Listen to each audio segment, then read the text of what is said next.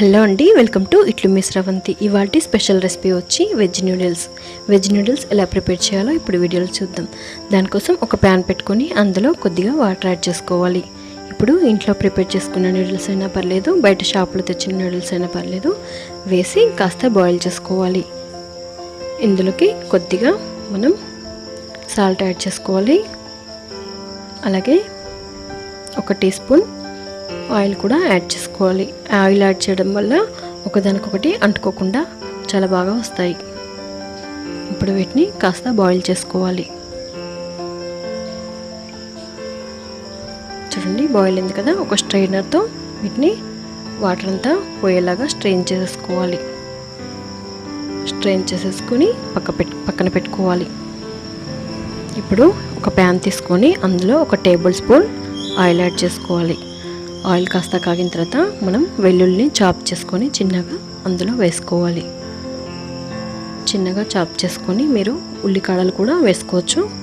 నా దగ్గర ఉల్లికాడలు లేవు, అందుకనే నేను ఓన్లీ వెల్లుల్లి వేసాను. తర్వాత చాప్ చేసిన ఆనియన్స్, అలాగే చాప్ చేసి పెట్టుకున్న పచ్చిమిర్చి కూడా వేసుకోవాలి.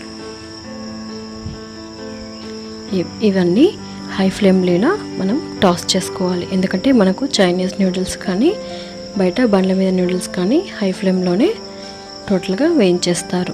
సో అందుకని హై ఫ్లేమ్లోనే మనం వీటిని వేయించుకోవాలి. చూడండి, కొద్దిగా కలర్ మారింది కదా. ఇప్పుడు మనం ఇంట్లో ఉన్న చాప్ చేసిన క్యాబేజీ, అలాగే క్యాప్సికమ్, అలాగే క్యారెట్. క్యాప్సికమ్ ఏ కలర్ ఉన్నా పర్లేదండి, ఏ కలర్ ఉంటే అవి తీసేసుకోండి. ఇక్కడ నేను రెడ్, గ్రీన్ రెండు తీసుకున్నాను. సో ఇవన్నీ యాడ్ చేసి హై ఫ్లేమ్ మీద వీటిని బాగా వేయించాలి. మంచిగా టాస్ చేసేసుకొని వేయించుకోవాలి. హై ఫ్లేమ్లోనే ఇవి చక్కగా వేయించుకోవాలి. బాగా కుక్ అవ్వకూడదన్నమాట. అందుకని హై ఫ్లేమ్ మీదనే మనం కాస్త టైం పట్టినా కూడా చాలా టేస్టీగా ఉంటాయి. చూడండి, ఇలా వేయించుకోవాలి.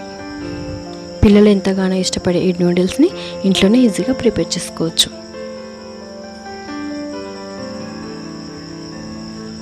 ఇప్పుడు తగినంత సాల్ట్ అనేది యాడ్ చేసుకోవాలి. చూడండి, ఇలా కాస్త కలర్ చేంజ్ అయ్యాయి కదా. ఇప్పుడు ఒక కొద్దిగా పెప్పర్ పౌడర్ యాడ్ చేస్తున్నాను.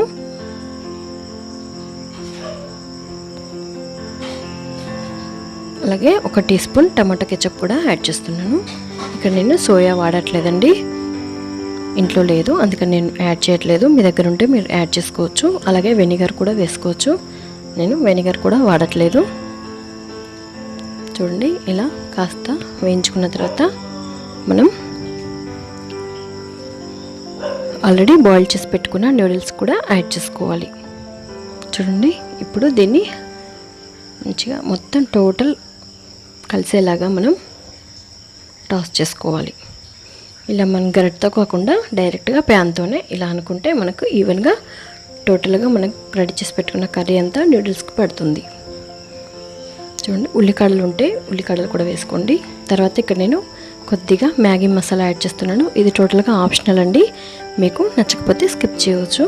మీరు ఇంకేమైనా మసాలాలు యాడ్ చేసుకోవచ్చు. జస్ట్ ఫ్లేవర్ కోసం నేను కొద్దిగా యాడ్ చేస్తున్నాను.